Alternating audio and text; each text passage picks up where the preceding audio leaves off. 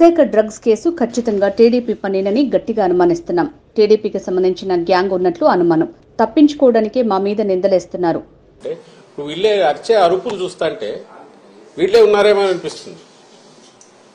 అట్లాగే ఆ కంపెనీల్లో ఎవరున్నారని తెలిస్తే అంతా ఈ కుటుంబాల దగ్గరగా ఉండేవాళ్ళు, బంధువులు.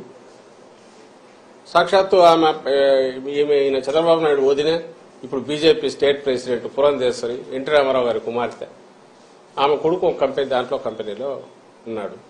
ఆమె వియ్యంకుడు ఆ కంపెనీలోనే పార్ట్నర్ అనుకున్నారు.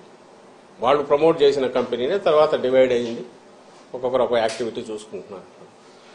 బయటకు వచ్చి మేము అటాక్ చేసి వీడు సంజయ్ శివారు వాళ్ళు టీడీపీ వాళ్ళు అట్లాంటి వాళ్ళు ఉల్టా ముందే అందుకొని హడావుడిగా రాత్రి నుంచి పొద్దున్న నుంచి ఉదరగొడుతున్నారు. కంటైనర్లో వచ్చిన దాంట్లో దొరికిన దానికి సంబంధించి ఎవరు దీని వెనక ఎవరెవరు ఉండే అవకాశం ఉంది, ఆ కంపెనీ కాన్షియస్ గా చేసిందా అనేది తేలాల్సి ఉంటే అప్పుడు సహజంగానే కంపెనీ ఎవరిది అనేది చూస్తారు.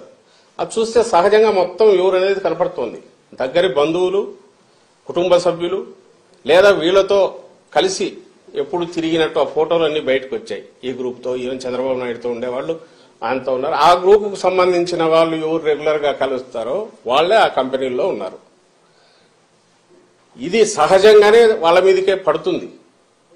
పడడానికి కూడా అవకాశం ఎందుకుంది? అలాంటి ఆలోచనలు చేసే లక్షణం కూడా చంద్రబాబు నాయుడు ఉంది కాబట్టి, తప్పుడు దారిలో ఎట్లా అధికారంలోకి రావాలని చూస్తాడు కాబట్టి వాళ్ళ మీదకే వస్తుంది అనే దాన్ని ప్రియంప్ట్ చేయడానికి ఉల్టా మా మీద దాడి చేస్తున్నారు. లోకేష్ చేసినా, చంద్రబాబు నాయుడు చేసినా అదే ఉద్దేశంతో చేస్తున్నారు. ఆ స్థాయి నిజంగా ఆ స్థాయికి రావాలనుకున్న వాళ్ళు చేయకూడని పని చేస్తున్నారు. వాళ్ళు అంటే వాళ్ళకి ఈ జన్మలో ఈ రాష్ట్రంలో ప్రజలు అవకాశం ఇవ్వలేదని తెలిసిన తర్వాత వచ్చే డెస్పరేషన్ లోనే ఇలాంటి కామెంట్స్ చేస్తున్నారని మేము అనుకుంటాం.